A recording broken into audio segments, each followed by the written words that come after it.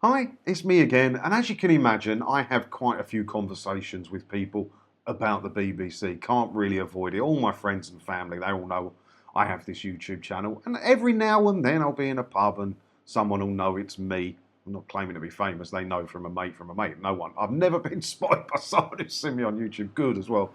I quite like that. But one of the big discussions we have when they're defending the BBC is always who's going to do the local stuff. Well, it's not going to be the BBC for much longer because they're cutting back on all the local stuff and amalgamating it all into one thing. You know, like how Heart Radio bought up all like the local commercial stations and put them all into one, and now it's not local anymore. That's what's going to be done by the BBC, I'm sure of it. Have a look at this with me. Council condemns plans to scrap BBC's popular Look East News in Milton Keynes.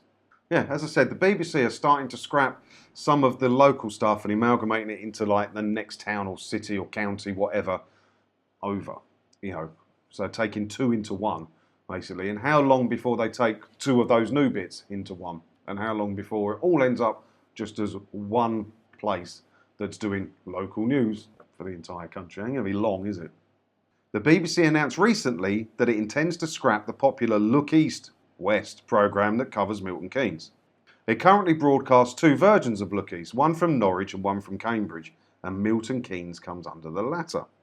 The corporation says its decision to end the Cambridge programme was part of plans to move decisively to a digital-first BBC to better deliver value for all audiences.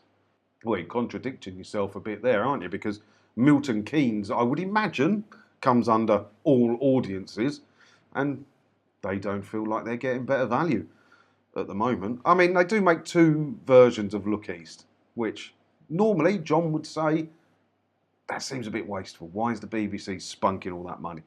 And it's true, but I don't think the BBC should have hardly anything anyway, and especially not your money. But they make two versions of Look East, one from Norwich, one from Cambridge. They're not massively separated, are they? Norwich and Cambridge. So I can see it from the BBC as a cost-cutting thing. But as I said, one of the big arguments people have with me about the BBC is the local stuff. And they're starting to lose the local stuff. So how are you going to defend the BBC if that was all you had on the shelf to defend them with? It has led to some viewers questioning whether they will continue paying for a TV licence to watch BBC.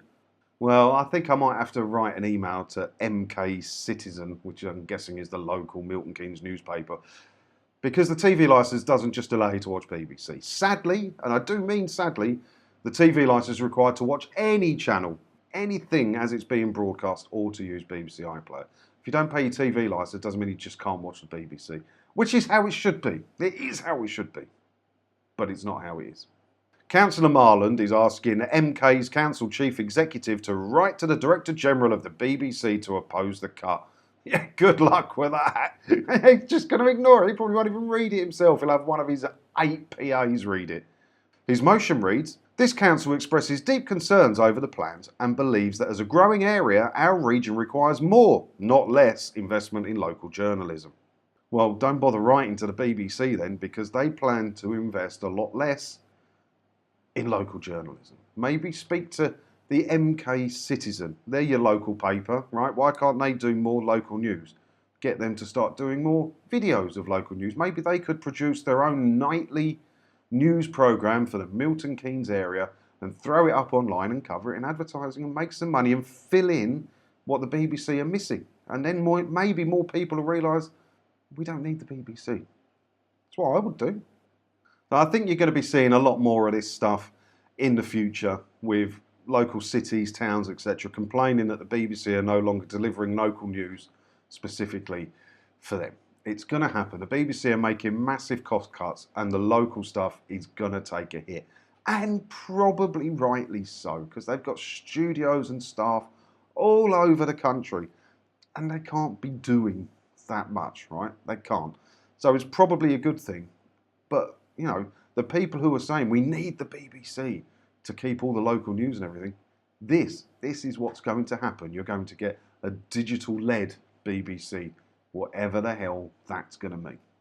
But yeah, I don't know. I don't know what their digital-led BBC is going to look like yet. Only the boss of the BBC has a clue, and he doesn't return my calls.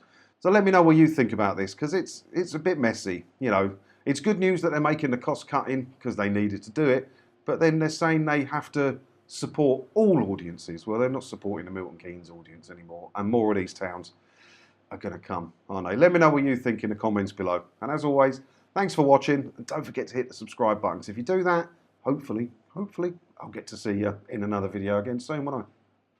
Ta-da.